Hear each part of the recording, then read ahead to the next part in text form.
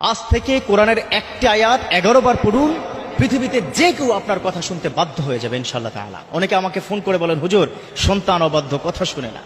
হুজুর স্ত্রী আমাকে আগের মতো ভালোবাসে না, আমার অবাধ্য হয়ে গেছে। অথবা আপনার সন্তানকে আপনি বাধ্য করতে চান, স্ত্রীকে আপনার আন্ডারে আপনি কি নিয়ে আসতে চান, সুন্দর করে আপনাকে শ্রদ্ধা করুক সেটা চান? যদি চান, আজ থেকে আমি পবিত্র কোরআনের একটি আয়াত আপনাকে শিক্ষা দিব, এই আয়াতের উসিলায় সে ব্যক্তি আপনার বাধ্য হয়ে যাবে। তবে হ্যাঁ, ইয়াং যারা আছো, তোমরা তো অনেক সময় আবার কি ভাববা যে গার্লফ্রেন্ডের জন্য হুজুর একটু দোয়া করেন, গার্লফ্রেন্ডের সাথে ঝগড়া হয়েছে।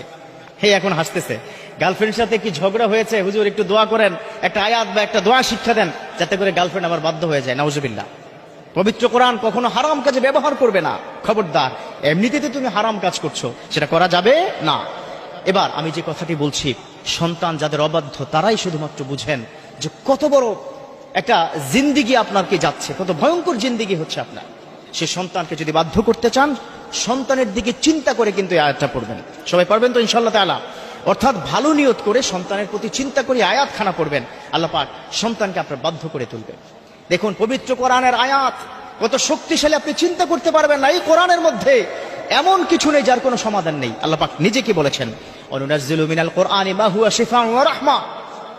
এই পবিত্র কোরআন আমি নাজিল করেছি যার মধ্যে রয়েছে তোমাদের জন্য শেফা, শেফাউন মিন কুল্লি দা, সমস্ত রোগের এটা হচ্ছে শেফা। আল্লাহু আকবার।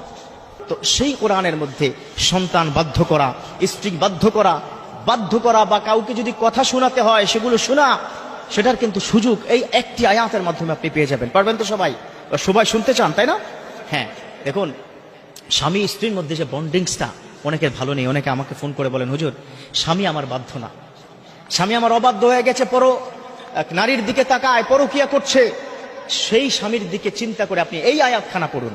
যে স্বামী আপনাকে ভালোবাসে না, কথায় কথায় মাইক দেয়, কথায় কথায় স্ত্রীর গায়ে হাত তোলে, যারা তাদের মতো ধ্বংসযোগ্য কুলাঙ্গার আর হতেই পারে না। অথচ স্ত্রীর একটা স্টেটমেন্ট আপনার জীবনকে বদলে দিবে।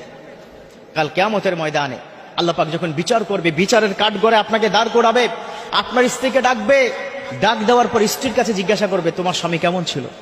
তখন স্ত্রী যদি বলে যে আমার স্বামী খুব ভালো ছিল, তাহলেই কিন্তু আল্লাহ পাক আপনাকে ক্ষমা করে দিবেন। আদারওয়াইজ না।